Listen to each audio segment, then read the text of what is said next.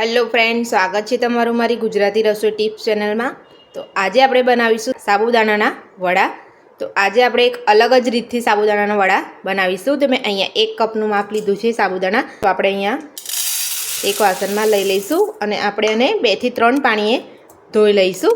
સાબુદાણાને આપણે 2 થી 3 પાણીએ સારી રીતે ધોઈ લીધા છે। સાબુદાણા લીધા હતા એ જ માપે આપણે પાણી અંદર રેડીશું। વધારે કે ઓછું પાણી આપણે નથી વેડવાનું, જે માપથી આપણે લઈએ છીએ એ જ માપથી આપણે પાણી વેડવાનું છે। હવે આને 5 થી 6 કલાક માટે ઢાંકી દઈશું। 5 થી 6 કલાક થઈ ગયા છે।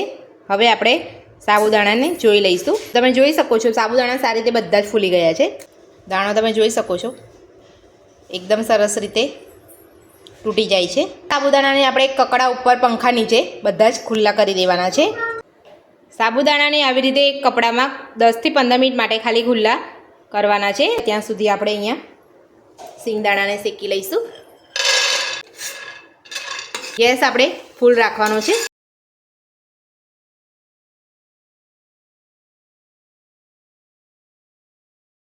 સિંગદાણા આપણા શેકાઈ ગયા છે।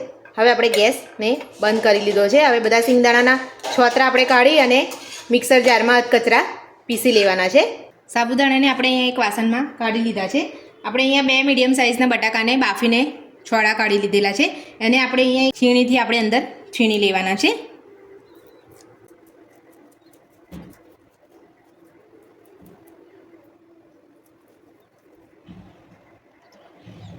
તો આપણે બંને બટાકાને છીણીને લઈ લીધા છે।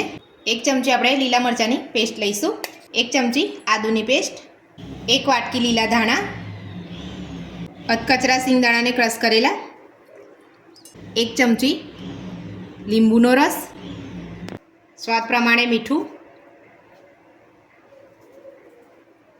હવે આપણે બધું મિક્સ કરી લેવાનું છે।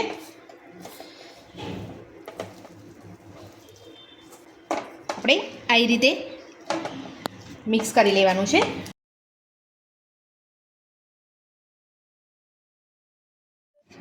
ફરાળી વડાનો મસાલો આપણો બનીને તૈયાર છે। હવે આપણે હાથની મદદથી વડા બનાવીને તળી લઈશું। હવે આપણે અહીંયા એક હાથમાં તેલ લગાવી લઈશું।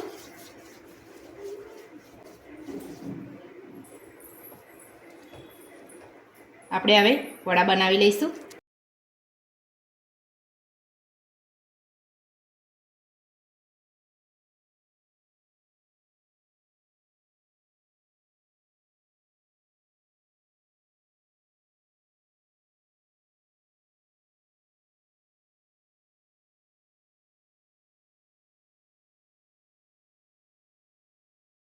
તો અહીંયા આપણે બધા જ વડાને બનાવી લીધા છે। અહીંયા આપણે તેલ મૂક્યું છે, એમાં આપણે સહેજ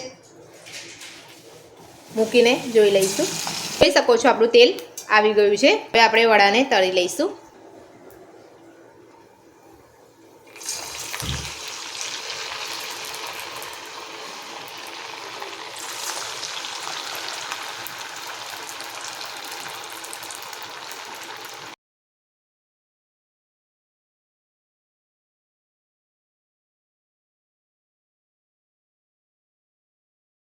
આપણે ધીમે તાપે જ તળવાના છે, ફૂલ ગેસ નથી કરવાનો।